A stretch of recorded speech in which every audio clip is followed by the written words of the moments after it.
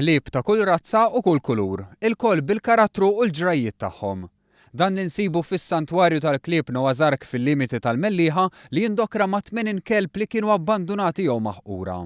Santwarju li bħal bost oħrajn jaqdi l-irwol tiegħu permezz tal-ħidma sewja tal-voluntiera u d-donazzjonijiet. Fi żjara f'dan is-santwarju tal-annimali, is-Segretarju Parlamentari Rodrik Galdes saħaq li biex jappoġġja lil dawn l-għaqdiet, il-Gvern permezz tal-Animal Welfare Fund qed jerġa' jalloka 50,000 euro biex jitqasmu bejn organizzazzjonijiet u santwarji tal-annimali.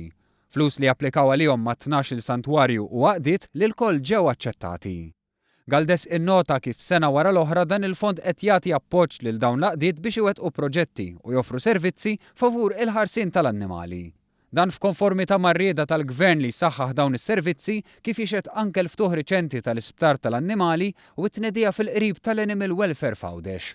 Min-naħa tiegħu Fabio Ciappara, fundatur ta' Noah's Ark, innota x-xorti li għal kuntrarju ta' oħrajn isibu appoġġ mill-komunità tal-madwar.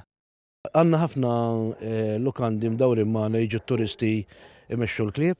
Fimni jiġu ħafna akka Maltin u s-sibt u l-ħasba fil-weekend bit-tfal, tfal tal-iskola, skejjer jiġu jmexxu l-Klieb. Bil-fondi tal-Gvern fis-sena li għaddiet għamlu klinika żgħira ħalli meta jiġi l-veterinarju kemm hu u kif ukoll il-kelb ikunu fil-kumdità u fl-indafa. Issa għandna proġetti oħor, għandna section oħra tas-santwarju, ħana nagħmlu upgrade, madum ġdid u fences ġodda.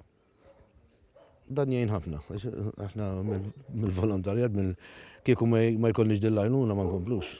Tkellimna wkoll ma' Eleanor Cocker, volontiera regolari hawnhekk.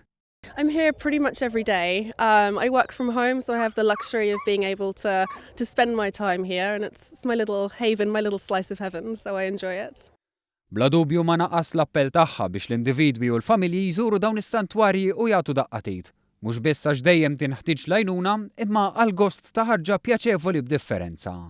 We're open Saturdays and Sundays as well, so people can make a big family day of it, come and bring the kids, walk the nice dogs. It's just a really wonderful place to come and spend some time.